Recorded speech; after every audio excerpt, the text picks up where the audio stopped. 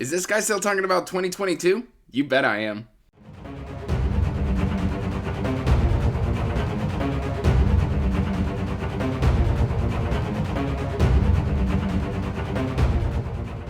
Hey everyone, welcome back to Andrew's Wizardly Reads, and as always, we are here to talk about some books. But before we get into that, make sure you like this video and subscribe to the channel, as it does help us grow. And check the description box down below for the link to the Wizardly Duo Discord, as well as links to all my social media and information about my Patreon. And guys, 2022 was a really good reading year for me. If you haven't seen my video, boom, check it out right there. I read 210-ish books. I don't know. It's all up in the air. Over 200 books is what I read. And I finished, I think, if I counted correctly, 22 series, which is a huge accomplishment because something that voracious readers struggle with is closing out series. I also happen to DNF more series than I started, but that's not the point of this video. If you want to see that, let me know in the comments down below. I'd love to have your feedback. That said, I have got a stack of books right here, but we're going to start with the books that I don't own physically. And that is going to start with Discworld, the Death Collection. And essentially, my issue with the Death Collection here is it's really entertaining, like in Reaper Man and Thief of Time, and what's the other one? Hogfather. There we go. Hogfather. Those were my favorites. Those were my favorite entries, but I just wanted a little bit more of the Death character. And so sadly, I'd give this whole subseries probably like 3 stars. It's not anything, I don't think I'll ever revisit them again. To me, Discworld always is going to be the City Watch collection. Those are like where my heart lies when it comes to Discworld. I do want to try making money at some point, but I have moved on from this collection. But yeah, it was 3 stars.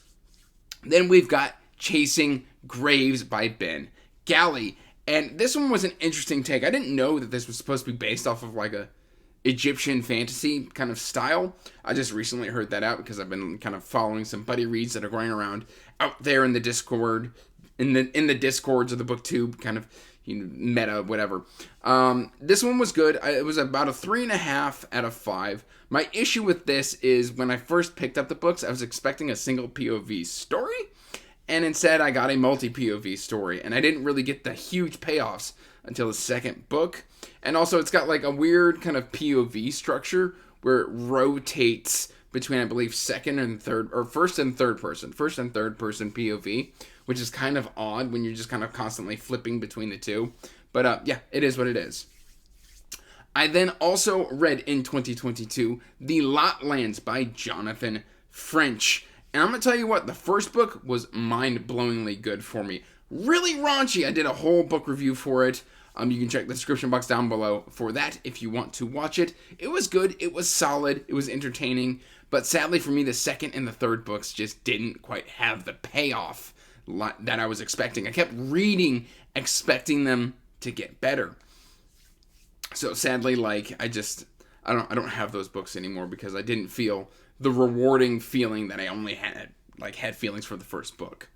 I then read Alex Verus. I own all of these on ebook, and I would love to own the UK trade paperback sizes of these because I read all 12 Verus books. These are probably my favorite urban fantasy right now, mainly because it's complete. Dresden isn't complete yet. Dresden won't be complete for a couple decades. And so Verus is self-contained. It's complete. There might be a sequel spin-off series going on. I know there's been a sequel novella that I haven't read yet. However, I should preface that, all of the books, all the series appearing on this video are what I consider completed. So, yes, these were very good. I read the last 3 books, I believe, in 2022, and very well worth it. And, of course, another one that I don't own that I always talk about is the Law Trilogy by David Gemmell. Fantastic historical fantasy. I absolutely love these. I've been ranting about these books all year long, so just know that I love these. 5 out of 5. Highly recommend. What are you doing? Stop waiting. Go get these.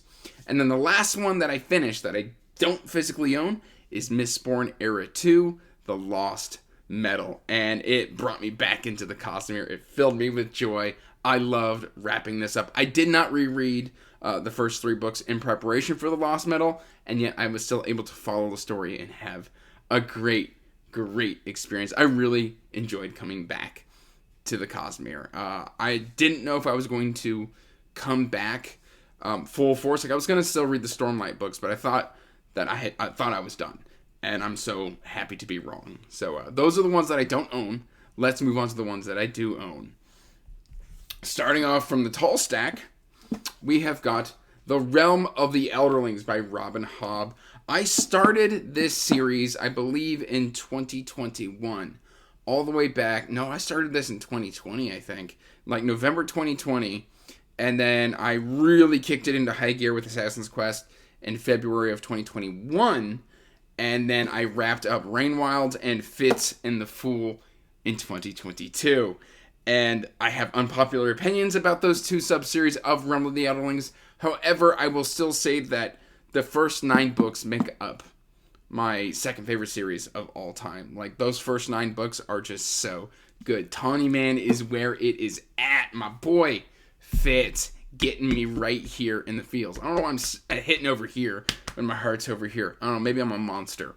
But yes, Realm of the Elderlings was completed in 2022. Also, we've got my favorite historical fiction that I've ever read. Now, I'm still fairly new to historical fiction. I've actually got a video about that coming out here soon, if not already out. We'll see how the scheduling shakes out. But we've got Bernard Cornwell's The Winter King, Enemy of God, and Excalibur. We follow Lord Durfal Cadern. He was a friend of Arthur. He's known to Merlin, Nimue, Gorfethid, Keen of Glass, Galahad. All of them are in here. So good. So good. 5 stars. That one was 5 stars. 5 stars all the way. Next up, I finished Threadlight by Zach Argyle in 2022 with Bonds of Chaos. And what can I say about this other than, like, if you finished Mistborn Era 1 and you're just looking for something similar in that vein, it's right here. It's right here. But don't expect, like, those big beefy books. These are all about this big, and they move. They are fast books. And I really, really enjoyed them with just a gut punch of an ending. Like, I didn't see it coming. It was really cool magic system. I think great characterizations. I think it's one you should check out. I then started and finished We Are Legion, We Are Bob by Dennis E. Taylor. This is kind of a booktube darling here in our little corner of booktube. I listened to the audiobooks of these because they were narrated by Ray Porter. It was my first introduction to Ray Porter. They're fun. They're pop culture filled, but they're still got that hard sci-fi feel. I gave this whole series probably 4 stars. It didn't blow me away, but I still really enjoyed the reading experience. And then this one, of course, made my top 10 of the year, so you know I loved this series. That's The Song of Kamaria by T.A. Bruno. I read all 3 of these books in 2022. And great kind of space opera style with I'd say with a fair good of fantasy elements there as well. I think it appeals to both, but we've got like AI, we've got some kind of maybe mystical elements, we've got interstellar beings, we've got bird people, we've got so much good stuff. We've got, surviving and colonialism on an alien planet, and we've got combat and just all of that found family and just it's all here. It's all right here in the Song of Kamaria, just waiting for you. Just waiting for you. I then read, I believe this is Quest for Heroes. I think I've got that correct, but that is The Coward and the Warrior by Stephen Arian. And these are, of course, those gorgeous broken binding editions. Guys, I've talked ad nauseum about these. I love these. I'm going to give this one probably 4.5 out of 5 because I really loved The Coward and I really liked The Warrior. So I'm excited to try more Stephen Arian in the future. But guys, definitely worth a read. I thought I'd read this one in 2021. Turns out I read it in 2022. And that is Lycanius by James Islington. That's The Shadow of What Was Lost, Echo of Things to Come, and The Light of All That Falls. Very, very interesting series. Very convoluted, very ambitious, very complex. It was fun. I think I gave this one probably a 3.5 out of 5 for the whole trilogy. Like, it was just, it's a lot to sink in. I remember a lot of good moments, but how it all interconnects. Like, you basically, like, you know that, is it Charlie Day where he's like against the wall and he's like, it all fits together and it's like he's got the string. I think that's Charlie Day. I don't know, but it felt kind of a little like that. Like, there's a cohesive storyline in here. It just jumps all around. And it's kind of hard to follow. So, very good. But, yeah, we'll see. I think he's got a new series coming out soon that I would like to give a shot or a try. I then read, I finally read the Otherland Quartet by Tad Williams in 2022. I read all 4 books. I have been reading this series since I was 11. So that's about 21-ish years, I think. Maybe not 11. I was young. I was young. I don't know. It's been around 20 years. And I had never finished the series before until 2022. And I'm going to tell you what, the first book is a absolute masterpiece. And then it gets a bit on the odd side. It gets a bit long in the tooth. I don't know if he quite sticks the landing. So I'm going to say Otherland with 4 books, 4 chunky books. I would probably rate it a 4 out of 5. I'll try it again probably sometime in the future. Not for a while. I'm going to sit there and, like, I still got to read Shadow March and Lost Kings of Ostenard and all of that by Tad Williams. But I did enjoy finally closing out Otherland. All right. And then I also finished this one, this Butte, which I'm getting ready to start another series by this author. This is, The Raven's Shadow. I had to look on the spine. I was going to get it wrong, guys. I'm sorry. I always get these wrong. This is Raven's Shadow, Book 1, Blood Song by Anthony Ryan. I'll get it right eventually. No, it won't. It's not going to happen. Blood Song is an absolute masterpiece, and then it's followed up by Tower Lord and Queen of Fire. And let me tell you what, everybody loves Blood Song. It's really fast-paced. It follows Valen Alsorna, and then it does a thing where it splits into multi-POV. And if, Valen is written so well, and his story is so interesting and compelling, that it's hard to get past not having as much Valen in the sequels. And I can understand why people are angry about that. I liked Tower Lord, and I enjoyed Queen of Fire. Overall, it's heavily weighted towards Blood Song, but I've still got to give the trilogy a 3.5 out of 5. But, it was so good in Blood Song, and it was satisfying. I thought it was a satisfying ending. It's just, I don't know. There's still 2 more books, technically, in the follow-up duology, but I'm going to consider Raven's Shadow done, and I think that's Raven's Blade. I could be wrong, but I'm not going to look. I'm just going to pray and hope that I've done it correctly. Next up, we've got Long Price Quartet by Daniel Abraham. I need to read more Daniel Abraham. I need to read more Daniel Abraham. I've got his Kithamar and the first 2 ebooks of Dagger and Coin, but I did read all 4 of the LPQ books. And guys, these are masterpieces. Whenever I look at these books, I think, that was a really enjoyable experience. That one, but I can't blend it all together. I can't pick out the moments because this is a cohesive story encompassing these 2 characters' lives. And so for that reason, I have to give it a 5 out of 5. It was really, really good. And I'm not gonna lie, I thought I read this in 2021. Otherwise, this would have definitely gotten an honorable mention in my top series of the year. I thought I read it in 2021. Goodreads says I read it in 2022. And now I feel bad. But yeah, consider this a very late edition honorable slot in for one of the best series I read last year. Oh, so good. So good. If you like character-driven fantasy, LPQ is where it's at. I'm going to consider this a series, even though it's a series of standalones. And that is Joe Abercrombie's Best Served Cold, The Heroes, and Red Country. And I need to continue my first law journey. I've still got 3 books. I've only got 3 books. You would think at the pace that I read, 3 books is nothing, right? And yet I still haven't gotten to it. But we have got these 3 books. Now, I did a critique video, which I'll let you watch right up there. I did it a while ago, but it's still one of my favorite videos that I've ever done on the channel. And I enjoyed Best Served Cold, but I didn't love it. I think I gave this particular book like a 3.5 out of 5 if I'm going off the top of my head. I believe The Heroes was 4 out of 5, and then Red Country was 5 out of 5. I'm going to weight this as probably a 4 out of 5 for the entire trilogy. It's good, but I'm hoping Age of Madness is even better. Like, I think if you continue on from the original 3 books, you're not going to be too disappointed with the standalones, but you also may not be entirely thrilled. That's kind of entirely up to the reader and what you're looking for within First Law. I then read and finished The Obsidian Path by Michael R. Fletcher, and I've got these gorgeous hardcover editions. And let me tell you what, this is probably one of the darker stories that I've read. It's no longer the darkest story I've read. That has since been given to another author. But it's still really enjoyable. It does some really inventive ideas.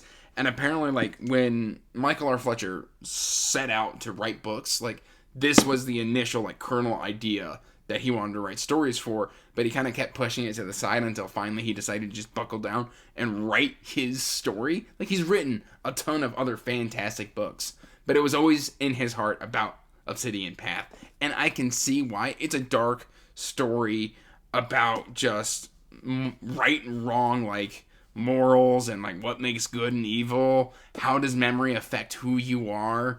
Oh, there's just so many themes built into this series, and it's really, really well done. I'm going to give this a 4.5 out of 5 just because, it's so good. So good. I'm going to stick it, I don't know. No, I'm not going to throw it. I'm not going to do that. That'd be book abuse. We don't condone book abuse here on Andrew's Wizardly Reads. All right, next up we have got The Gunslinger, specifically The Dark Tower. I lost a bet. Well, no, I guess I won a bet. Did I win a bet? Anyway, no, I won the bet, but I decided to do it anyway. I had DNF'd the Dark Tower series all the way back in high school in 2007 or 8. And I had finally decided, I did a blindfold book challenge with my buddy Daniel from high school. And again, you can check the description box down for that if you want to watch that. It was a lot of fun. I've done 2 blindfold book challenges here on the channel. I'll just put them both in the description box down below. You can watch them at your leisure if you so choose. Yeah, so he wanted me to read The Dark Tower. I wanted him to read Wheel of Time. So he's still reading Wheel of Time. But I have read and finished The Dark Tower. And overall, like, across 8 books, 9 if you include Insomnia, which I do, because I consider that, like, Dark Tower 6.5. I would probably give the series a 3.5 out of 5. There were some entries I really, really loved, and there were some that I just could have done without, or had elements that I wasn't really enjoying. But overall, like, I'm really glad to finally have this legendary series underneath my belt, and kind of got me back in the swing of reading Stephen King. I'm currently on a Stephen King hiatus, but I'm thinking that'll resume in either April or May, because I've got 2 shelves of King over here off camera. And then finally, probably one of the best classic fantasies I've read in a long, long time. We've got The Rift War Cycle by Raymond E. Feist, and that's Magician, Magician's Apprentice, Magician's Master, all in this bind-up. And then I believe it goes Darkness at Sethanon and Silverthorn. No, Silverthorn, then Darkness at Sethanon, right? I don't know. Very good, very dynamic, classic fantasy done in an interesting way. Basically, the author didn't even know he was doing anything unique while he was writing it. He just wanted to write an interesting story, and I think that he did. Overall, this is a 4.5 out of 5, but if we're just talking about Magician, 5 out of 5. I really enjoyed this story. It's a multi-POV. It's set across a number of years. This is a whole universe, and it's a world that I'm anxious to get back into. That said, guys, that is all of the series that I finished in 2022. If you've bothered to check, let me know in the comments down below how many series that you finished, and what did you rate them, or what was your favorite. That said, guys, that's really all I've got here for you. So, till next time, peace out, stay magical, bye. And as always, I want to give a huge thank you to my patrons.